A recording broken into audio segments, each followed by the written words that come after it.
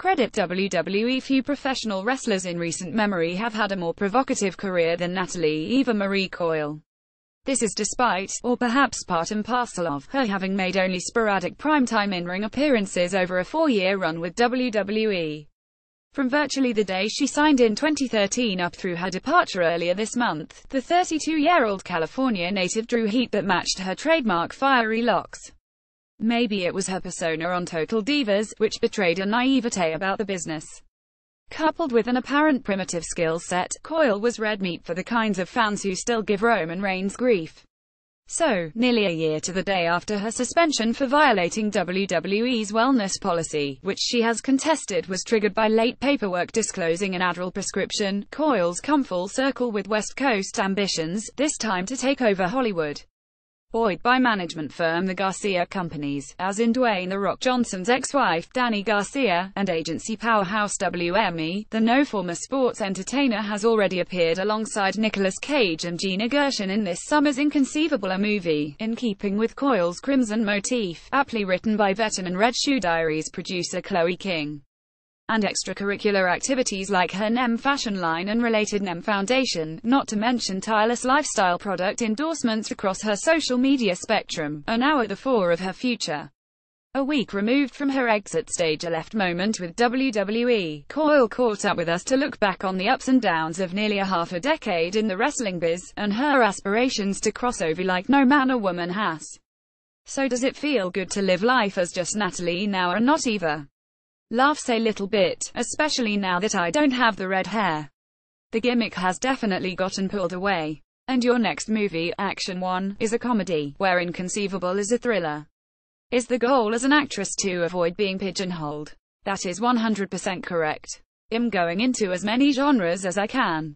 I'm deep into acting classes and vocal coaches and training, because it is so much hard work. Actors and actresses are incredible. I want to be the best I possibly can be on screen.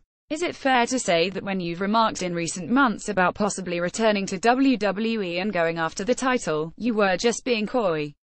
I have such a great relationship with Vince McMahon, Paul Triple H Levesque and Stephanie McMahon. They gave me an opportunity to step away and film these 2 films I have done already, and you never know when that relationship will come back.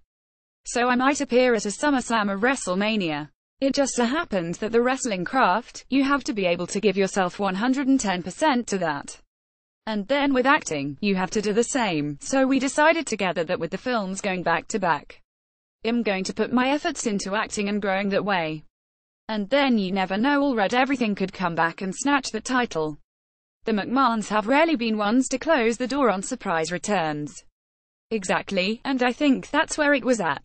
The WWE fanbase is so fantastic. They're so diehard, and in the last 10 months, they have been asking, where is all red everything? So both our teams came together and decided we need to definitely let the fans know what's going on.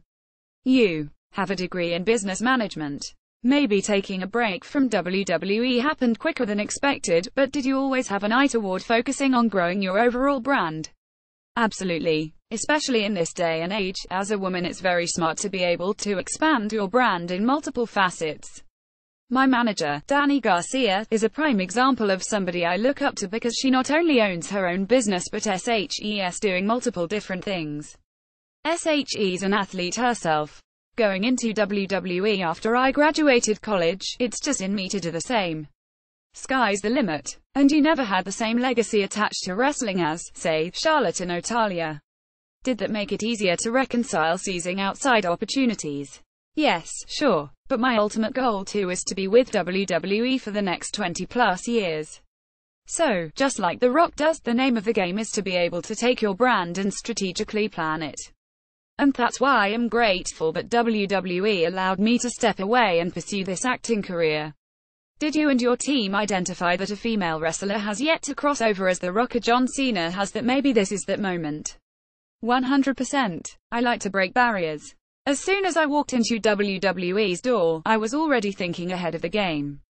There has not been one female to make that crossover and go back and forth and merge the two together.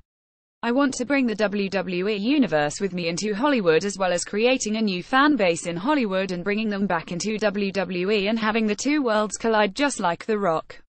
That was the game plan for sure. All of this may surprise fans that inferred animus between yourself and WWE. Have people been reading too much into things? I think so. It's hard for people to understand a good relationship, especially a good working one. WWE could have ultimately said, "We're not going to give Eva Marie the time off to film these films," and they signed off on it and were so supportive. And I went from all red everything to all black everything. That's a big deal, because I had worked on my gimmick for quite some time. If anything, our relationship is tighter than a golf ball. Have you heard whispers about how closely Lana and Tamina's current SmackDown storyline resembles yours and Nia Jax from NXT? Laughs. I have been getting tweets about the resemblance, but I have not been able to pay too much attention to the programming. However, if they are doing that, WWE is extremely smart. Everybody loves to hate somebody. Look at Game of Thrones, the Cersei character. So I feel like, bravo if you're trying to duplicate my character. In retrospect, were you put in front of the cameras on Total Divas too soon, at the expense of developing under the radar? You know what? Yes. For sure, the inner athlete and perfectionist in me wishes I was able to train the multiple years these wrestlers are able to before they get on TV. However, if that opportunity never came up, then I would not have been put in front of the WWE Universe, dyed my hair, been put in front of my management team. Everything happens for a reason. For me, it all played out pretty damn good.